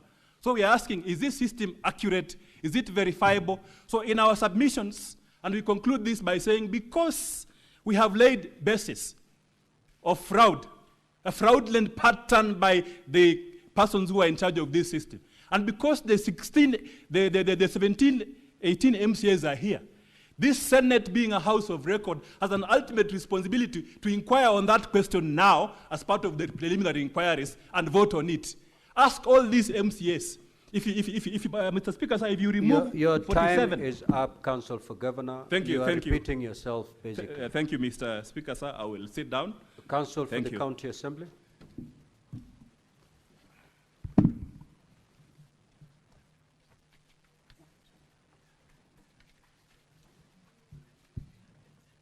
Mr. Speaker, can I be heard? Mr. Speaker, can I be heard? Thank you. Mr. Speaker, my name is Elisha Ongoya. I beg to reply. For starters, in response to this notice of preliminary objection, the County Assembly has filed grounds of opposition named Volume 7. It's a small volume. If it has gone round, it has gone round just a short while ago. And an affidavit named Volume 7A, being the affidavit of Edna Chepkirui Tonui. I begin by begging, Mr. Speaker, that these documents be deemed to be validly on record. They are the documents I alluded to earlier. Having said that, I begin by saying that if you look at the written notice of preliminary objection, there are two elements of the objection that my learned colleagues for the governor have either abandoned or not alluded to specifically, alleging violation of a court order and reintroduction of the motion, because they have not argued it. Counsel for the County Assembly, respond to the PO, not the proposed PO. Thank you so much, Mr. Speaker. I'm comfortable with that. I'm comfortable with that. Thank you so much, Mr. Speaker. Having said that, allow me then to start with the issue that Mr. Wanyama, learned counsel, raised here by saying he personally logged into this system and voted. That qualifies him to be a witness who needs then to demonstrate to this House how he logged into this system and how he voted, and therefore be a proper subject of cross-examination. Anything short of that, Mr. Speaker, distinguished senators, is nothing more than mere sensationalism, and I beseech you to treat it as such. The second issue, Mr. Speaker, is on the allegation of the logs that you have just been taken through. And I wish to present just 1 minute. It's amazing how sensationalism can arise. But if you go to page number 13 of Volume 4A of the County Assembly's documents, the audit logs run from page 13 all the way to page 17. And allow me to demonstrate why you cannot determine this objection on the grounds raised by Mr. Wanyama by referring to a decision of the High Court on a similar issue. This Senate impeached another governor called Governor Mike Sonko Mbuvi Gideon Kioko, and an issue of electronic voting arose in that matter. When that matter went into the High Court, there was a petition number E425 of 2020 that was considered by the High Court, and the judgment is publicly available on the National Council for Law Reporting. At paragraph 169 and 170 of that judgment, the three-judge bench of the High Court observed, and I quote, "The court is now left with two separate sets of affidavits that present contradictory positions. On the one hand, some MCS aver that their login credentials were forged. Same thing you are hearing here, and that they never participated in the voting process on 3rd December 2020, and even went to the extent of making a report at Kwale Police Station. Same argument you will hear here. On the other hand, 20 of the same 39 MCS swore affidavits for the governor.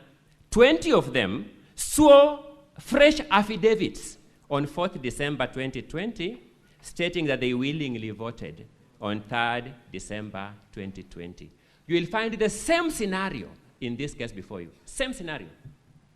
The Hansard, this is the High Court saying, which is the official record of the County Assembly, shows that 90 MCAs voted in respect to Honorable Ogada's motion.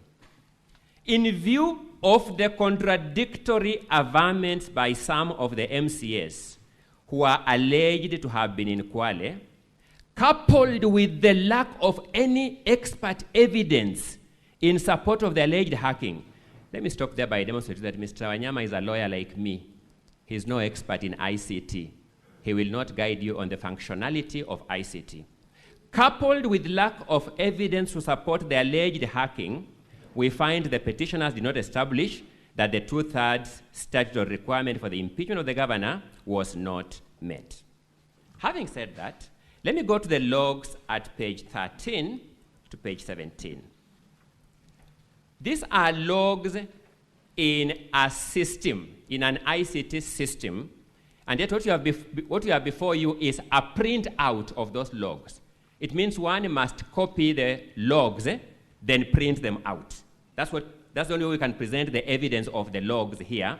Otherwise, this ICT expert has put the link in his affidavit, and when he takes the witness stand, when the trial starts, he will demonstrate to you how this system works, and you will see the logs themselves. But to give you a printout, which is a requirement of the rules of procedure, one has to copy the logs and put them here. And therefore, if the logs are copied twice, it does not mean that somebody voted twice. Allow me to take you through the exact entries that my learned colleague, Mr. Wanyama, has alluded to. At page 16 is a log called at 15th of August 2025 at 19:25:29 hours, 7:15 p.m. and 29 seconds. He alleges that there is a vote cast by that IPPD number. And you go to page 17, you see where he's alluding to at the first line, 15th August 2025 at 9:15:29, vote cast by that IPPD number. Let's look at the next log, 15 August 2015, 19:15:26. Let's go to the corresponding log on the following page, 17, 15th August 2025, 19:15:26. The same hour, the same minute, the same second. Go to the third entry, senators. This is 19:15:23. Then you got the following log, 19:15:23. Failed log. You see the same entries of the same IPPD number by the same person at the same hour, same minute, same second. This is a product of the copying of the logs for purposes of printing. It is not the logs in the system. It's how when you copy the log to print, you can copy twice. The results of this election, which my learned course will notify, are at pages 21 to page 26 of volume 4A. My apologies, not 26, 28. The results are at pages 21 to page 28. And if you go to page 22,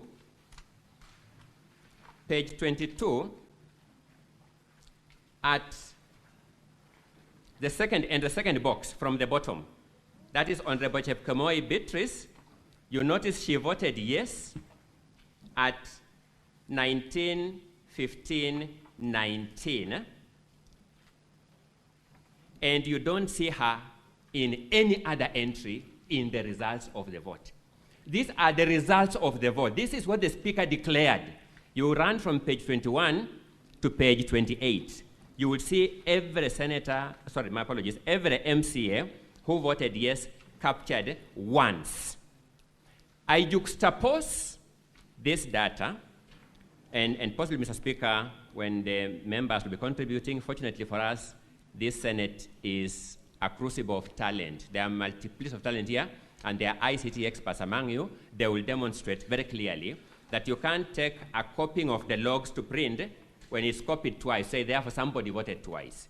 Otherwise, it will mean that these people were so meticulous that from that entry that Mr. Wanyama began with, up to the second last entry on that page, and when you go to page 17, from the first entry up to 1, 2, 3, 4, 5, 6, 7, 8, 9, 10, 11, up to the 11th entry, those people transacted meticulously at the same time, second, minute, hour. It makes no sense. That's number one. Number two, in their submissions, my learned colleagues have said they will call witnesses to prove these facts. It means what they have raised before you are questions about credibility of witnesses. The forum for testing credibility of witnesses is in the trial itself, so that this ICT expert will take the stand, take you through the procedure, take you through these logs and field questions, and then you'll be able to test the credibility. And that will be the case for any other person, including members of the county assembly. I'm making out a case that what has been urged before you is not a preliminary objection by any stretch of imagination of that word, preliminary objection. These are contentious, convoluted matters of law, which even you have seen. My learned colleague, Mr. Wanyama, wishes to convert himself into a witness and also tell you how he participated in this voting process himself. We have no problem with that, senators. If my learned colleague, Mr. Wanyama, wishes to take the witness stand and adduce that evidence, we have been here long enough to demonstrate that we deal with that in cross-examination. It is the only tool known to law for testing veracity of evidence. Allow me then to go to the standing orders. Standing order number 77 of the Kericho County Assembly standing orders is the operating standing order for this process. I will also briefly allude to standing order number 83. Standing order number 77 provides that unless the Speaker, for the convenience of the Assembly, otherwise directs, voting on a division in the Assembly shall be by electronic voting. So that the first grievance that my learned colleagues for the governor are raising is, why did the Speaker comply with standing order number 77? That's the essence of the objection. 77.3 provides that during electronic voting, members shall cast their votes by pressing either the yes, no, or abstain button. I sat here and I listened to my learned colleague, Mr. Katwa Kigen, most polite colleague that I know, very courteous colleague that I know, saying that the word button means a manual button. A manual button. Technology has evolved. And when an electronic system prompts you with the 3 electronic buttons, yes, and you press it, no, and you press it, abstain, and you press it, I respectfully submit you have pressed a button. So partly, again, this objection was based on a very manual understanding of the word button. And I don't know how much more I can say about that, but I think, Mr. Speaker, senators, that's the best I can do. To say that because Kericho County Assembly has technologically advanced, that people can press electronic buttons as we do with our M-Pesa smartphones, we admit yes or no or cancel without pressing a manual button, or as we do in our ATM machines. The ATM machine prompts you. You select bank statement, select withdrawal, select electronically on the screen. To say that because Kericho County Assembly is at pace with that technology, we must therefore fault it. It will be a sad day in the history of governance of this country if we reached that verdict. So, senators, you have been told that certain MCAs have sworn affidavits distancing themselves from the vote. We have demonstrated that this is not a new game in town. Number one, in the Mike Mbuvi Sonko case, that happened. The court determined the Hansard is the authoritative source of information. The only way to counter that is when those witnesses come here in the trial itself. Evidence is tested. But number two, when you finally look at volume 7A volume 7A, this is an affidavit of one of the said 18 MCAs, denying swearing those affidavits that the governor has brought before you. One of them sworn an affidavit is here before you. Distinguished senators, can we resolve this matter without putting the actual people on the stand at the trial to resolve that matter? I submit respectfully that's impossible. Mr. Speaker, I know my time is up. May I just get 2 minutes to sum up my argument? Mr. Speaker, my apologies, my time is up. I want to just get some 2 minutes to sum up the argument. 2 minutes. Thank you so much, Mr. Speaker. So, Mr. Speaker, what are we saying in a nutshell? In a nutshell, we are saying that there is a witness affidavit supported by documents running from page 1 of volume 4A, running from page 4 of volume 4A to page 44 of volume 4A, giving you an audit trail of this voting process. Nothing can be a clearer explanation of a verifiable and accountable system of voting than a system that generates this kind of audit trails. So you can't fault a system that can generate this volume of audit trails and say it is faulty. Number two, you have been told that these MCAs are not technologically advanced and could not vote. Pages 1 to page 3 of that volume 4A is evidence of Kericho County Assembly buying for these MCAs laptops to technologically enable them way back in September 2024. Way back in September 2024, and therefore the Assembly has done its part. What is the correct approach to this objection, Mr. Speaker? I suggest that, Mr. Speaker, the matters raised in this objection be subsumed in the trial. These matters be tested through the trial, and these matters be determined as part and parcel of the questions of fact and law that this Senate shall deal with at the voting stage of this motion. I respect Mr. Speaker, and I rest the County Assembly's case. Counsel for the Governor. Now, Honorable Senators, pursuant to Standing Order 34-2A, I will allow not more than 15 minutes from 1 p.m. to enable the Counsel for the Governor to respond to what has just been submitted to by the team from the County Assembly. You may proceed. You have not more than 15 minutes because the House must rise at exactly 1:15. You need not take the entire 15 minutes. You may proceed. Mr. Speaker, sir, the first point we wish to observe is that in response to our preliminary objection, one of the issues we raised in our preliminary objection is that the entry credentials, being the use of an ID number as a password and use of payroll number as username, has not been contested. And the emphasis in it is that those two particulars are